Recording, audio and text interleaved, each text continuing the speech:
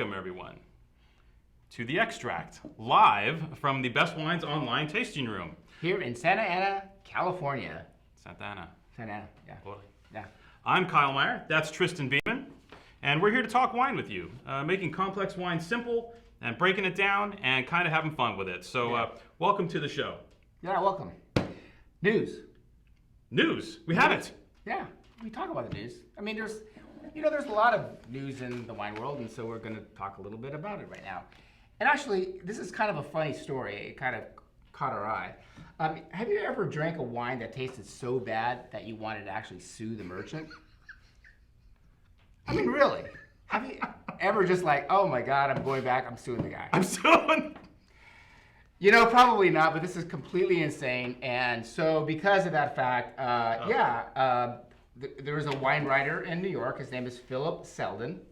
And he bought a bottle of he bought 6 bottles. 6 bottles of 2009 Cune Rioja Crianza. Now, which is a very nice little wine. We sell it here, actually. Dude, we sell it, yeah. Yeah, it's a really nice wine. So anyway, he had the wine, and he thought it was so repulsive that he went back and said, you know what, I want all my money back, and I'm going to give you the wine. And basically, the owner of the wine company, I won't mention any names. No, protect the innocent. Yeah, said, no, we're not going to do that. You know, we'll offer you a credit, you can get something else, but I'm not going to give you your money back. That's very reasonable. Yeah, totally. Right? Yeah, totally. So you can go buy whatever he wants to buy. Especially if you know the wine is like really good. This was not good enough for Philip. Sorry. You know, Philip was basically saying, yeah, I want my money or I'm going to sue you. You know, he kind of had back in the mid-90s, he had like a little tutorials that were kind of popular on the World Wide Web, which was, just new at the time, called Getting Even. So Philip was going to get even with this. So anyway, needless to say, I think the merchant kind of maybe didn't do the right thing when he wrote a letter to American Express saying... You mean when the guy called Mr. Selden a disgusting human being? Yes. That probably stirred the pot. Yeah. A little bit. And this guy didn't need much poking. No. So essentially, for like $80, he decided to sue. And you know what? Good news for all retailers, he lost. Oh, whoa. So, if you, decide to buy a bottle of wine and you don't like it, suing is not the way to go. Just take the credit and get something else. Dude, we should probably check and see if this guy is like on our mailing list. We should probably delete him. Yeah. That's what I'm guessing. All right, also in the news, I don't know, if some of you have been following some of these stories, some of you wine nerds out there probably have, but a gentleman by the name of Emmanuel Giboulot was recently taken to task by the French government for not spraying his biodynamic vineyard against the horrible, well, we'll show you a picture, the Flavescence Dorée. That little creature. Do some serious damage. Yeah. According to the French agricultural super duper situation, this thing kills vineyards. It really impairs older vines. It can potentially do horrible damage. And Monsieur Giboulot said, nope, I'm not spraying. I've worked so hard to make my vineyard this perfect spot for grapes, this happy spot for grapes. It's completely biodynamic, and no, I'm not going to do it. And the French government didn't like that very much and threatened to jail him for up to 6 months and impose a fine of up to 30,000 euro for his indiscretion, for his breaking the law. Well, as it turns out, both sides blinked a little bit. Essentially, the French government said, okay, 500 euro. We're going to charge you 500 euro for not spraying your vineyard.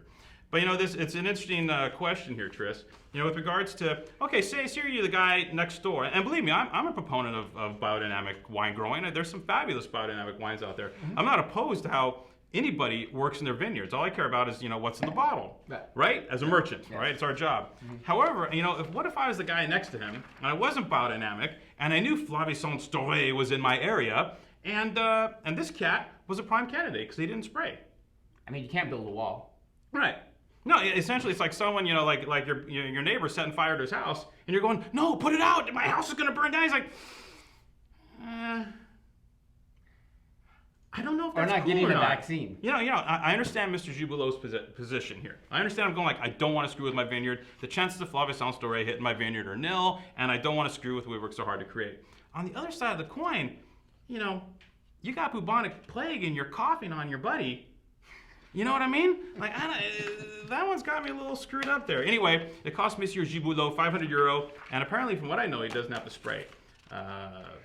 Stay tuned. This is a very interesting story with some ramifications coming on down the line with regards to what this guy can do, what this guy doesn't do. Because there's a lot more biodynamic producers in Burgundy than just Mr. Giboulot. Yeah. So what happens if Flavescence Doré takes hold, right? And then all of a sudden, now we got a problem. It'll be very interesting to follow. So, I mean, we're big supporters of biodynamics. We follow the calendar. We taste it in the wines on root days and flower days and all that stuff. But I think when you take it to this step where you talk about total devastation of vineyards, especially when it has to do with your neighbors who work so hard and this is their livelihood, sometimes you have to, get the vaccination. Yeah, the one quote that was pretty. Sandrine Bellier, a Green Party lawmaker in the European Parliament, said, "In the absence of a proven health threat, freedom of choice should be given."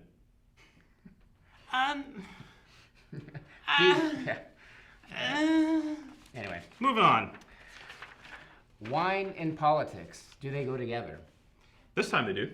Yeah, they do. Yeah, they did. Yeah. Whether wine wanted to or not, it happened.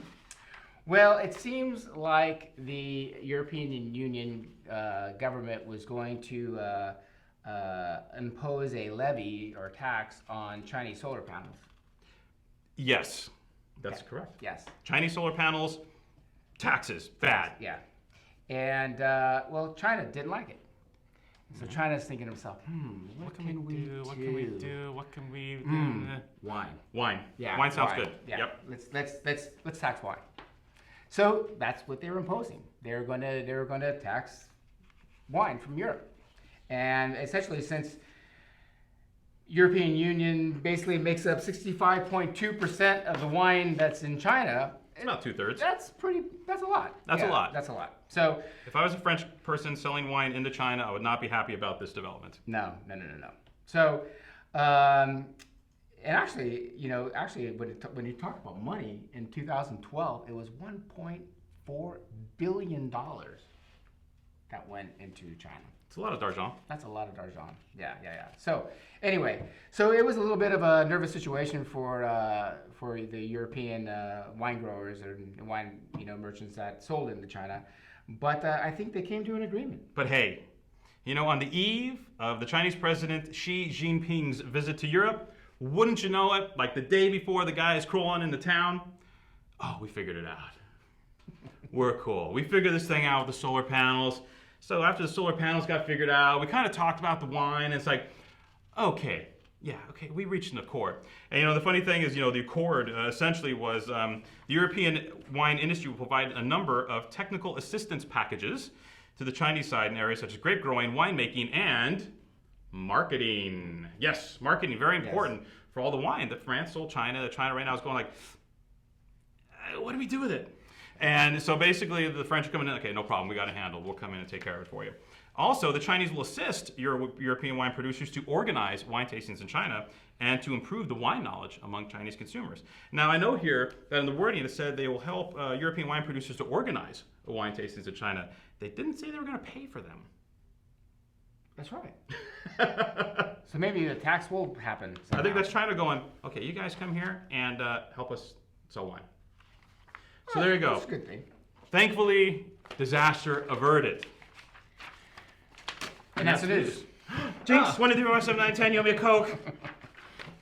Okay. All right. Next up, we have the wine. The wine on the table today. It's our wine of the show. This is the Fattoria del Cerro Rosso di Montepulciano, Italian. 2011. I think It's Italian. Yeah. As I was saying, Fattoria del Cerro Rosso di Montepulciano. Well, you never know. I mean, it sounds French to me. Great Caesar's ghost. Anyway, 100% Sangiovese wine from the Montepulciano area of Tuscany. Now, this makes some confusion once in a while in the industry, right? Because we also know of an Italian wine called Montepulciano d'Abruzzo. Now, Montepulciano d'Abruzzo is the Montepulciano grape from Abruzzo. Okay, does that make sense? This wine is a Rosso di Montepulciano, which in Montepulciano, the town, the grape is? Rosso. No, Sangiovese. Sangiovese, which, in this neck of the woods, because everybody in Italy has their own pet name for their grapes as they go along, just as most wine regions do.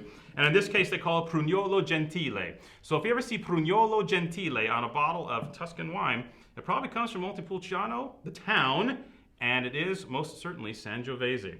There's a fabulous wine from Fattoria del Cerro and winemaker Riccardo Cottarella. This cat has chops. Cottarella is is the mind behind several of Italy's greatest wines. Fattoria de Gallardi's Terra di Lavoro, Montevetrano, the famous Merlot Montiano from Falesco. All these wines have Cottarella's stamp on them, and he is just a master of coaxing delicious yumminess from indigenous Italian varietals. Wonderful tannins in this wine, very soft, round, polished, but still has the nerve and vibrancy and the balsamic kind of sour cherry character that we associate with great Sangiovese. Just an absolute blockbuster wine for the money. It's around $11-12 on the shelf, and if you see it, buy it. Yeah, buy it. Boom. All right, you ready for some video? Yeah. Because we just went to Burgundy, and we just got back, and boy, our arms tired.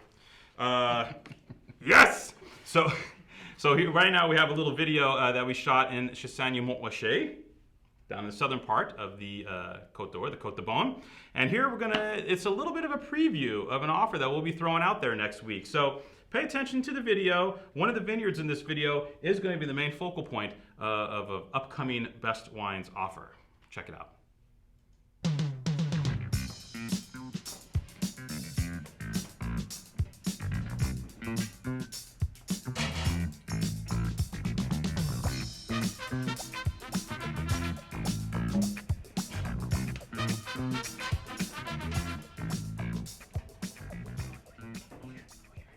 Let's talk about the craziness of Burgundy for a moment. We're here in the village of Chassagne-Montrachet, one of the great Chardonnay villages in the world. And we're in front of two very special vineyards.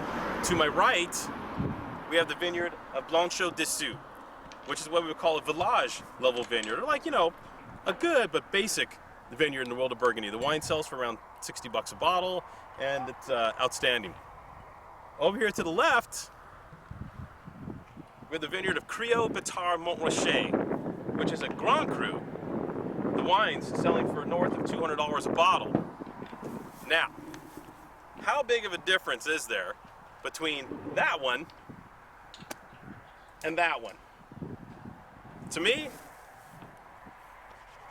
about 3 meters, which isn't very much.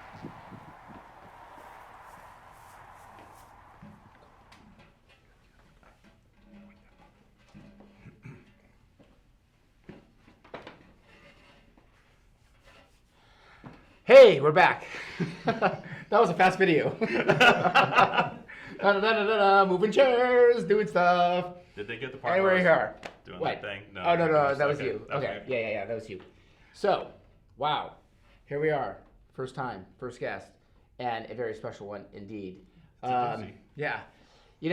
I've been going to Bordeaux for a really long time, and I've known this guy for like a really long time too. And yeah, I mean, no, please. But anyway, he is a peasant farmer. Poor farmer. A very poor farmer. He grew up with he was actually shoveling hay first, and eventually moved into viticulture. I don't know how that happened, but anyway, Stephan von Neipperg, the Count himself, in the house. Best Wine Station. Welcome. Welcome. No, happy to be here. Yeah. So here we are. We're live. We're here. We're now. And essentially, gosh, there's so much to talk about with you and what you've done, what you're doing. You seem to have your fingers in so many little projects and this and that, but really, we're here to talk about his estates and the wines. Anyway, I mean, when did you first catch the wine bug and decided that Bordeaux was the place for you? Good idea. I think we have to go back. I think in 81, I just finished studying, but politics. Well, politics. It's not really a study. Not really, yeah. Economics a little bit better. And in this time, my father told me, Stefan, you have to take up the winery we have in France. No, we are not French, so we take up. And I said, why me? He said, my father told me, you speak French. So if you speak French, you can then make wine. That's clear. So, and then we have a trip with some friends of us, and we taste all the old wine of this winery, Canol-Gaffelier here. And we start in 79, and we go down to 50. And then we saw that 64 and older, outstanding, and the younger wines, nothing.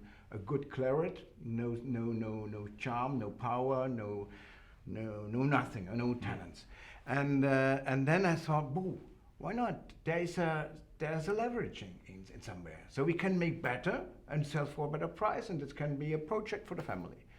So I studied after winemaking and viticulture in Montpellier, and then I took over the first was this wine and left here. And then I saw that very quick that in the old time they're making, like in the whole world, the most dangerous guy for the outstanding wines is the half-educated engineer. These guys with the white thing, they're coming in and looking about, making analysis and looking in the soil by I don't know from where. They know nothing about agriculture. And they destroy the winery, so the quality of the wine, chemical fertilizer, herbicide, insecticides, spraying against rotten fruits. We don't need this. So welcome back to the future. So really what the people do in the old time. So I have a lot of respect to the old guys, from the grandfather to the grandfather to the son. It's the knowledge is coming. They have less knowledge than we have today, but they have the very good things. So what is important, bring life to the soil. Only a really living soil with a lot of microorganisms can make an outstanding wine. They go into time. Making wines, they have tannin, but smooth tannin. If you think of Canol-Gaffelier 64 or 52 or 53, these are really wines. They have still life inside. They have power inside. They are not flat. They have enough acidity. And you like to drink this wine. You like to drink this wine with eating something again. But in the 70s, they're making wines flat, no color, no nothing. Yeah. You don't like them. And hard tannins. Yeah. Over extracted, Yeah. half ripe, nearly ripe. Huh? Yeah. Sometimes, huh? Yeah. Again. Oh, 70s. Yeah. No. When I find a 70 Canol-Gaffelier, I bring it in the auction. Yeah, to sell in the auction. I'm not drinking this. You're not drinking, right? So drink the wine before and then after. Okay. Right. So the 60s, early 80s. Yeah. Or the 90s. 90s. Yeah, more than 90s, I think. Well, I we have a very outstanding Canol-Gaffelier 88.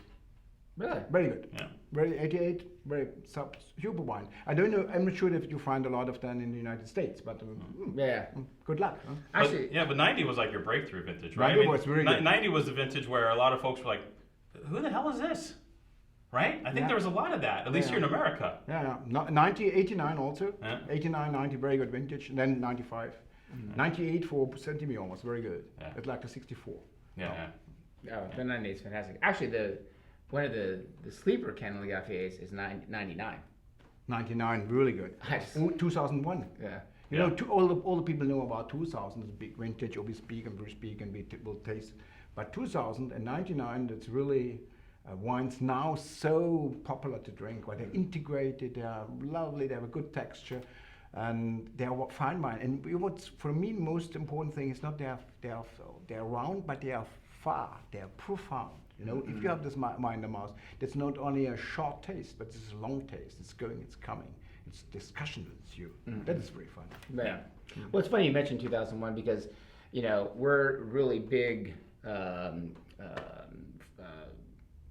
Fans. Fans, yeah. I mean, yeah. We have a lot of 2001 Rye Bank wines because we feel they drink really well right now. They have, great structure. They're and price. and price. Yeah. The price we have is to great. go in the end of the day. We have to price. Exactly. The price is fantastic, and so we're drinking lots of old wines, and we sell a lot of old wines. So Okay, so we kind of got a little bit of the history, Caligafe. So now you're starting to look at other properties and other places, and so how did Dagui come into play? I mean, now we're going to Costa Castellon. It's kind of, you're going outside the box. You're not in Saint-Emilion anymore. Really an appellation that really isn't super popular. Well, maybe popular in France, but we know nothing of it here. And Well, we can go a little bit. Well, for me, if you only speak a little bit about economics, but this is important also. You know, this is a part. Normally, our label is a little bit chicker, but I think that what the transport was a little bit difficult. So that is Special label. It's a special red label, right? Yeah. A special red label. But it's famous like that. So. Aiguille is well, the name is a little bit difficult, so you have to train you to spend. Yeah, a little bit. Yeah. In the morning, you go to the mirror before you brush your teeth, and after 10 minutes, you are really, after 10 days, you are really aiguille. Huh? It's not easy. But I can tell you also the French people have problems with aiguille. So we're not And alone. Aiguille, the name in the old time was double L, and then they take a H in, while I found it nicer in the 18th century. And aiguille is on with the needle. That's the name, the needle, while we have a very old Roman castle there. And this Roman castle gives also the name to the village, which is Saint Philippe d'Aiguille. And we have still an old castle of the 13th century there. So this is a very old place. This is very old place, while this is in the area where there was the last battle against the English. You know that the Aquitaine was 300 years English, and the last battle in the War of 100 Years was very, very close to Chateau d'Aiguille in Castellon. So this is a Côte de Castellon. What is the name now is Côte de Bordeaux. Nobody knows about exactly where it is, but it is Castellon is just in the east of Saint-Emilion, and we have exactly the same plateau we have in Saint-Emilion. Only the Saint-Emilion plateau is very, very expensive. So we pay 2 million, 3 million euro for 1 hectare, 2.5 acres, and in Côte de Castellon is 50 times less. So the project is only that we go there, we know about the area, and we will do a outstanding winery also for the consumer, in a good reason why these wines are not so expensive. A lot of people tell always Bordeaux is expensive. I show you precisely that Bordeaux is not expensive, while these wines is affordable. It is not, and you have so much for your money. yeah. So if you look here now, so we in a 2008 now. So 2008 is a completely destroyed vintage in the beginning. Then Mr. Parker brings it again. He brings it back and say, no, it's not so bad. It's better. Yeah. And in the end of the day, it's not a bad vintage at all. Yeah. It's a good, nice drinking vintage, a little bit earlier than 9 and 10, clear. So what you find here in the nose is also this freshness of the. Wow. Now, the soil structure is very similar to Saint-Emilion, right? Copy. Yeah, exactly. You know, you have about 60, 70 centimeters of limestone, rich limestone, and then we have the stone. So if this part of limestone is dry, we finish the growing up season, what is important in the wine, and then we push what we stock in the leaves and what we stock in the branches to the in the shoots to the branches to the fruits, and then we make the outstanding wines if we have a really ripe skin. So this is a very important thing, that we need these ripe skins, and you find the color is outstanding. Oh, of course. Very powerful wine, but also profound. Yeah. And you can drink it now, but you can drink this wine in 5-10 years, no problem. No problem.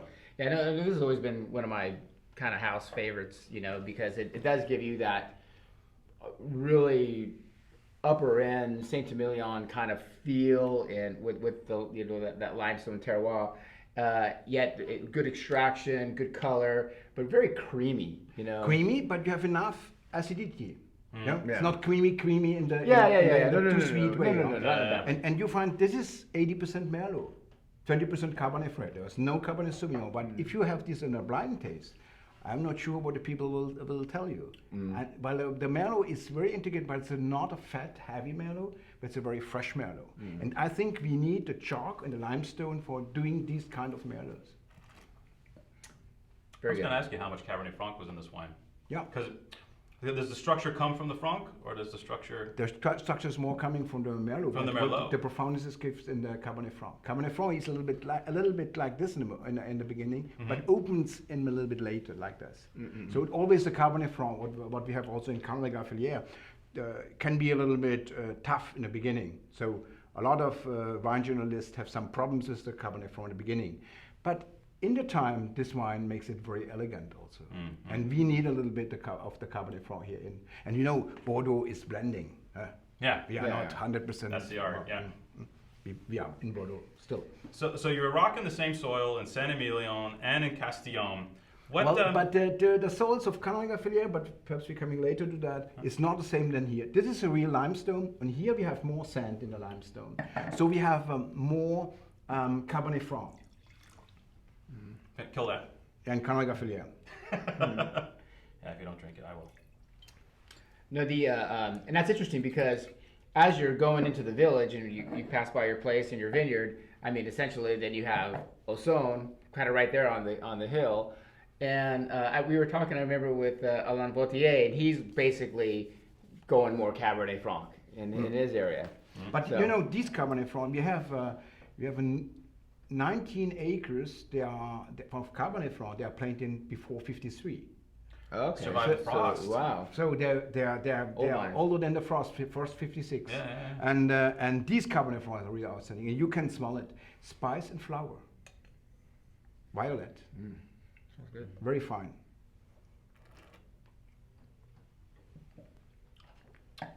Yeah, I can drink that. I mean, it's all right and everything, you know. That's good. Yeah. I love Franc. Yeah. I love this that what it Tobacco that- and flowers and yeah, that really tomato We have complexity. outstanding Havana Yeah, boxes. right. Really, I can tell you, I'm in France, no problem. California, too. Yeah, this is fantastic. So back in how did you and Stephan Dronnecourt come together? I mean, This was a funny history. In this time, if you want, Stephan Dronnecourt is a guy coming from the north. What we in France, the people say the Ch'tis, that have a special language, a very special, normally very cold people. They're not speaking a lot and more integrated a little bit like the Crows. And Stephan was a little bit, but we have said a hippie, baba cool. He makes a lot of different business. He was barkeeper. He was a little bit all. And he came to Bordeaux in the Fronsac area, and he wanted to make the harbors there. And I think he's falling in love in a gold there, and so he is settling there. And he learned about winemaking. He was working in the wine fields outside. He learned all about this. And I learned him. The first time I saw him, he worked in Pavimaca, and he was second cellar master or something like that. And I find the guy was funny and interesting, but he was a little bit inside him. He had always a small revolution, but a positive revolution. So it's like a very dynamic, but always a little bit like that. And I think 2 years later, I lost my cellar master, where he take over his Farces wine company. And then I looked around, and I have 3 or 4 offers, and I asked Stephan to come to our company. And he say, well, in the beginning, he say, well, it's impossible. I say, why is it impossible? Say, we are very different. You're coming from an old aristocrat family making 800 years wine, and I am a Ch'ti coming from the north, and I have a long hair, and I have a ring in the ear. And I told him, that's not a problem for me. Look to this picture. This was my 6-time grandfather. He always have a ring in the ear. And so, that is really not a problem. And unfortunately, he have long hairs also. So he found it funny that we can take it like that. And so we worked together for more than 4 years. And then he started his consulting company. And I helped him to, what I could, a little bit. We helped him to start his consulting company. And we're still very good friends. And we still work together. Yeah. And a little bit, the kind of wine we like is a little bit the same. We like power, we like integrated tannins, we like fruit. Yeah. And we hate over-extracted, over-oaked wines. Yeah. Here. Yeah. So Yeah. So do I. freshness. Yeah. It's not a crime to like fruit. Yeah. Fruit No, is no, no. okay. And in the end of the day, I think the wine are fruits. Yeah. Yeah, Grapes somewhere. are fruit. Yeah. Yeah, not that's oak. how I checked. Not oak. Yeah, not oak. Or dirt. So is there fruit in the wines from Pessac Léognan? Ah, yeah. Yeah. Sure. Sure they are. Because this is kind of like an interloper here. This Yeah. guy, it's kind of like pick out the one that doesn't belong. And what's Pessac Léognan doing in a roster of beautiful right bank wines? Yeah. Pessac Léognan, this is the first step to go to the Médoc. Now, did people look at you funny? Like, did you get dirty phone calls or people leaving piles of burning poo on your doorstep or something because a guy from the right bank went over to Pessac to make wine? The first thing they didn't really understand it, and I do this chateau in Iffiac too for quite a long time. But we first I tried to do this with a very good friend, but he's still a very good friend, but he's not really. For me, the best winemaker. Oh, it's not the guy. He makes the wine like me, so it's a little bit different. So he makes wine. They are nearly ripe. 1 week too early harvest, and a little bit too much. So we take over the winery in 2002, and between 2002 we are removing the soils, much more life in the soils, and we have a new concept for that, and you see it in the wine. The wines are more and more smooth, more and more integrated, and they're fantastic.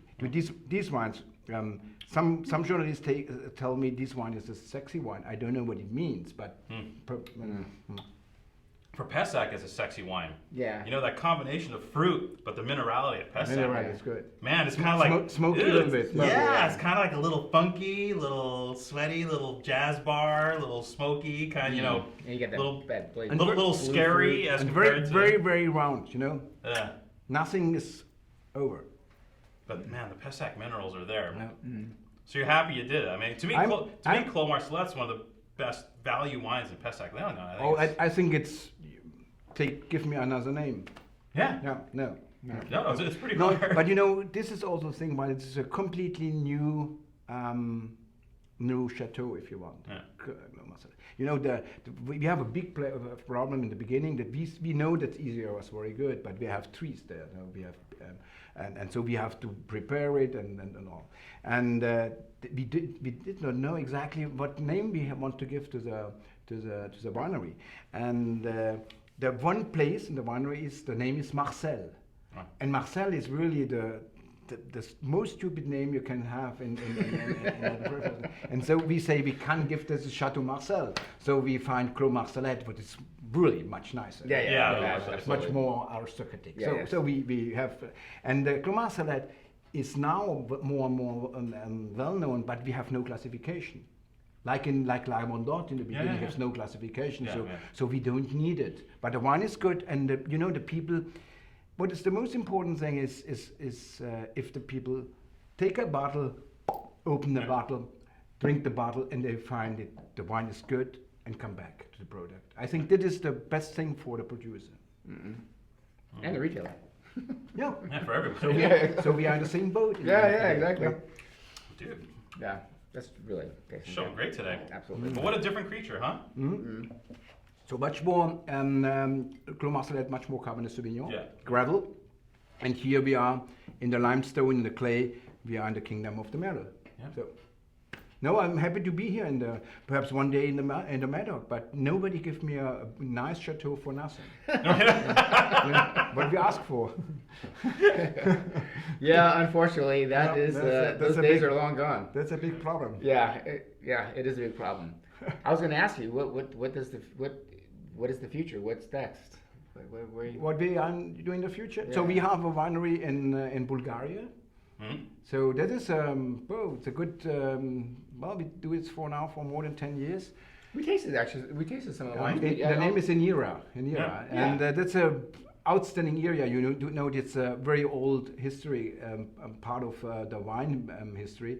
We have 3,600 years history behind, And in Bordeaux, we are sitting in the trees in this time. Yeah, right. And so, but to bring the things back, welcome back to the future, the history, needs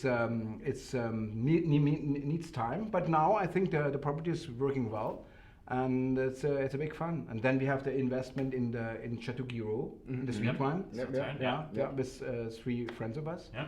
So this is a very, very tough work. Well, you have to bring the people back to the Sauterne. And Sauterne is always, for me, outstanding. I have no dinner at home, no lunch at home. We have not a small glass of Sauterne. And Sauterne is not oxidating. You can take the bottle back in the fridge, and after 2 weeks, it's still good. Yeah. And if your much better half is coming home and a little bit tired, you give her a small glass of Sauterne. That is the guarantee for a good, balanced couple. All right, So- Stephan, I think we have about a minute left. The one last question I want to ask: what do you think of the future of white wine, dry white wine in Sauterne? Yeah, that is sure that is in the moment a very good thing. We have areas in the Sauterne. They're making outstanding, very good and very good price wine. So the Giraud is fabulous wine. That's why I asked. Giraud de Giraud, we're doing about 130,000 bottles. So that's Okay. that's not a boutique wine, really. Yeah. And we will do in the next years, we will coming up with this label of 270, 180,000 bottles.